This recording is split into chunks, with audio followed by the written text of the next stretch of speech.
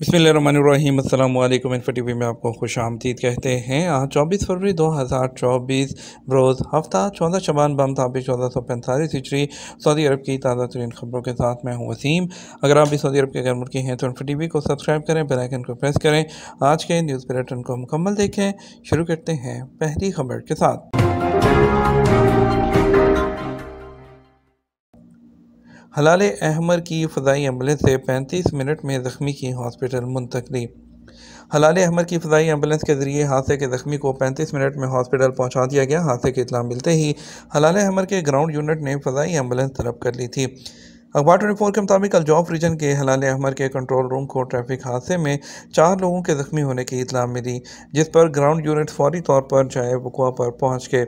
हलाल अहमर के एहलकारों ने हादसे के ज़ख्मियों का मुआयना किया, जिनमें से एक की हालत नाजुक थी, जिसे फौरी मेडिकल ट्रीटमेंट देने के साथ ही एयर एम्बुलेंस भी तलब कर ली गई ताकि ज़ख्मी को बिला किसी तखीर के हॉस्पिटल पहुँचाया जा सके। एयर एम्बुलेंस यूनिट के जिम्मेदारान का कहना था कि हादसे में ज़ख्मी होने वाले चौथे शख्स को 35 मिनट के अंदर जाए हादसा से सकाका के शहजादा मुताब बिन अब्दुल अजीज़ हॉस्पिटल मुंतकिल कर दिया गया। वाज़ेह है, हलाल अहमर की जानिब से फ़ज़ाई एम्बुलेंस सर्विस की सहूलत से लोगों को बहुत फ़ायदा हो रहा है। ज़ख्मियों या मरीज़ों की बर वक्त मुंतकिली के अलावा बैरून मुल्क से भी मरीज़ों को सऊदी अरब लाने की सहूलत फराहम की जाती है। निगरान कैमरों का इतलाई बोर्ड न लगाने पर जुर्माना होगा। इदारा ट्रैफिक पुलिस का कहना है कि निगरानी कैमरों के निज़ाम की खिलाफ वर्जी करने पर 1000 रियाल का जुर्माना मुकर्रर है। सादिर होने वाले जुर्माने के खिलाफ 60 दिन के अंदर अपील दायर की जा सकती है। आज़ाद न्यूज़ के मुताबिक ट्रैफिक पुलिस के ट्विटर अकाउंट पर इस हवाले से मजीद कहा गया कि CCTV कैमरों के कानून पर सख्ती से अमल करना ज़रूरी है।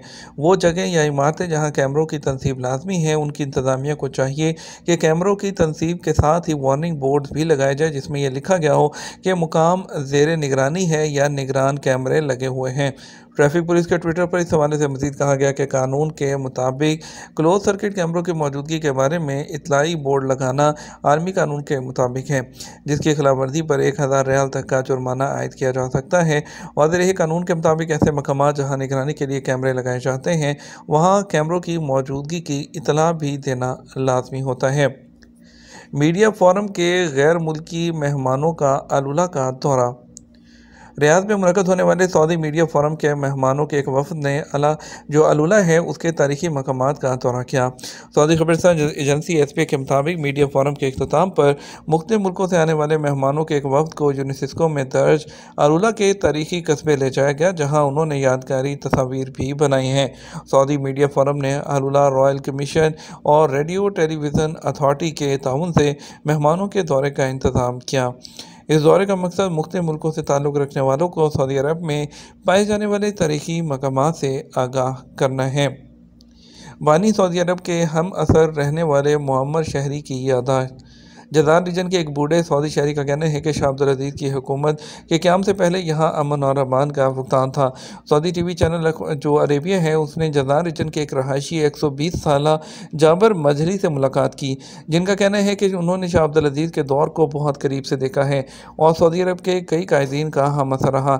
TV इंटरव्यू में बूढ़े शहरी जाबिर मजहरी का मज़ीद कहना था कि उनके वालिद और दादा सऊदी रियासत के पहले दौर के मुआसरीन में से थे। मुअम्मर शहरी का कहना था कि शाह अब्दुल अजीज़ के दौरे हुकूमत के क़याम के बाद सऊदी अरब में हर तरफ अमन व अमान था। ये हालत थी कि अपने मवेशी थे वो बिला किसी खौफ के खुले छोड़ देते थे, जो चरागाहों में चरने के बाद खुद ही अपनी जगहों पर आ जाते थे। उनका कहना था कि सऊदी अरब के क़याम के बाद हर तरह का सुकून हुआ, लोगों को अमन और अमान की दौलत मैसर आई और सऊदी अरब में तरक्की के जो दरवाजे हैं वो खुलते गए। शाह सलमान मरकज़ की सूडानी आवाम के लिए इमदादी मुहिम। शाह सलमान मरकज़ बराए इंसानी इमदाद और ख़िदमात की जानिब से सूडान के ज़रूरतमंद लोगों में ग़िज़ाई अशिया जो है उसकी तकसीम का सिलसिला जारी है।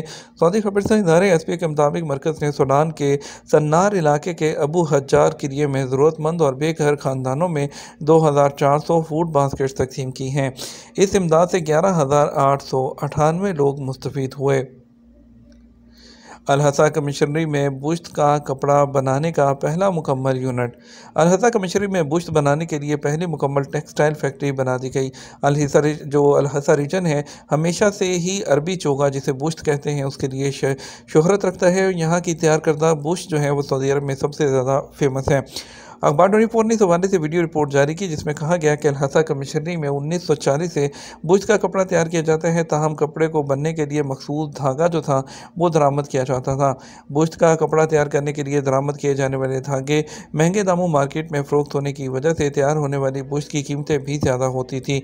अल-हसा टेक्सटाइल फैक्ट्री के डायरेक्टर ने इस हवाले से बताया कि उनका ख़ानदान बुश्त का कपड़ा तैयार करने की इंडस्ट्री से सालों में वाबस्ता है। हाइल रीजन में आज कैमल एवेन्यू 2024 फेस्टिवल के आगाज़ की तमाम तैयारियां मुकम्मल हैं, जिसका एहतमाम कैमल क्लब ने किया है और इसको कैमल क्लब के एक हिस्से के तौर पर मुनक्कद किया जा रहा है। इस कदीम सऊदी विरसे को फैलाने और मजबूत करने के लिए मुआशरे के एक नए तबके तक पहुँचाने का मनसूबा है और ये जो फेस्टिवल है 11 दिनों तक जारी रहेगा। इसमें मुख्तलिफ सरगर्मियों में ऊँटों के जो है मुकाबले होंगे, ऊँटों की दौड़, ओपन थिएटर की सरगर्मियाँ, कारवां, मेले में सवार ऊँट का रक़्स और रेत की मुजस्समा साजी, सकाफ़ती हॉल, पहाड़ी नुमाइश और बहुत से इसके अलावा फॉल्कनरी टेंट और सकाफ़ती गाँव की सरगर्मियों के अलावा इसमें जो मेहमान नवाजी के खैमे, हेरिटेज मार्केट, ऊँट की सवारी, हेरिटेज लालटेन और इसके अलावा जो गाँव की ट्रेन है और बहुत कुछ जो है यहाँ पर शामिल है। तो इस फेस्टिवल में जो जाना है वो मत भूलिएगा। वफा की कहानी। तीमा की एक लड़की ने अपने भाई की तकलीफ़ ख़त्म करने के लिए अपना गुर्दा अतिया कर दिया। वफा की कहानियाँ आप सुनते हैं जो कि एक बहन और भाई की ये सच्ची कहानी है जो कि आपको जो है इस तरह दिखाते हैं। तीमा से ताल्लुक़ रखने वाली नौजवान खतून सारा अलमादा ने अपने भाई अली की बीमारी और तकलीफ़ को ख़त्म करने के लिए अपना गुर्दा अतिया जो है वो कर दिया। ऑपरेशन रियाज के किंग फैसल स्पेशलिस्ट हॉस्पिटल में किया गया मेडिकल मुआयने के बाद पता चला कि दोनों का जो गुर्दा था वो मैच करते हैं। सारा के घर वालों ने सबक न्यूज़ को बताया कि इसके मुताबिक वो तबूक और रियाद के दरमियान 5 माह तक जो है वो जांच के लिए ठहरी रहीं। ऑपरेशन की कामयाबी के बाद सारा ने सब्र करने का फ़ैसला किया। उसने अपने भाई के कमरे में जाकर देखा। कामयाबी पर उन दोनों ने खुशी का इजहार किया।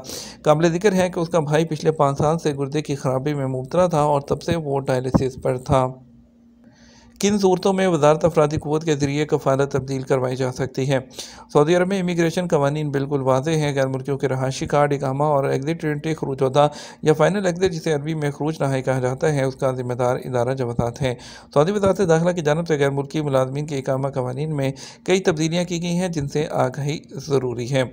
एक शख्स ने अपने कारकुन के वीज़े के बारे में सवाल किया। मेरा कारकुन खरूजोदा पर गया था मगर कुछ वजूहात की बुनियाद पर नहीं है। अब उसने रब्ता किया है। कारकुन के खरूजोदा और इकामा की मुद्दत में तोसी करने की कोशिश की मगर सिस्टम में कारकुन की फ़ाइल को क्लोज़ कर दिया गया है। इस सूरत में क्या करूं? सवाल के जवाब में जवाबात का कहना था ऐसे कारकुन जिनके खरूजोदा एक्सपायर हो गए हों और सिस्टम में उन्हें खरूज वाला मियाद की कैटेगरी में शामिल किया गया हो उनको 3 साल के लिए ब्लैक लिस्ट किया जाता है। लेकिन सऊदी अरब में भी अभी जो है वो जो खरूजोदा की जो ये बैन होता था ये ख़त्म हो चुका है। इसलिए अब उनको जो है नया वीज़ा जो है वो इशू करना होगा। वो किसी भी नए वीज़े पर चाहे तो अपना पुराना कफ़ील, नया कंपनी या कोई भी कंपनी अब वो वीज़ा लेकर नए वीज़े पर वो सऊदी अरब दोबारा से आ सकते हैं। कफ़ालत की तब्दीली के हवाले से एक शख्स ने पूछा कंपनी नताक यानी कि रेड में है कंपनी, क्या कफ़ालत तब्दील हो सकती है? इस हवाले से वज़ारत ने कहा कि वज़ारत अफरादी क़ुव्वत से रजू करें जहाँ ऐसी कंपनियाँ जो रेड कैटेगरी में हो। इस सूरत में वज़ारत के ज़रिए कफ़ालत तब्दील हो सकती है। वाज़ेह रहे वज़ारत अफरादी के कानून के मुताबिक अगर किसी कारकुन को 3 माह सैलरी न मिले इस सूरत में भी कारकुन वज़ारत अफरादी क़ुव्वत के मुतल्लिक़ा शोबे से रजू कर सकते हैं जहाँ इस बात के साबित होने पर कारकुन के लिए कफ़ालत की तब्दीली के जो अहकामात हैं वो जारी कर दिए जाते हैं। सऊदी अरब के जो है बात करेंगे सोने के रेट के बारे में। सऊदी मार्केट में जुमे को सोने के रेट में कमी का रुझान देखा गया। 24 कैरेट 1 ग्राम सोना मुकामी मार्केट में 243.65 रियाल में फ़रोख्त होता रहा।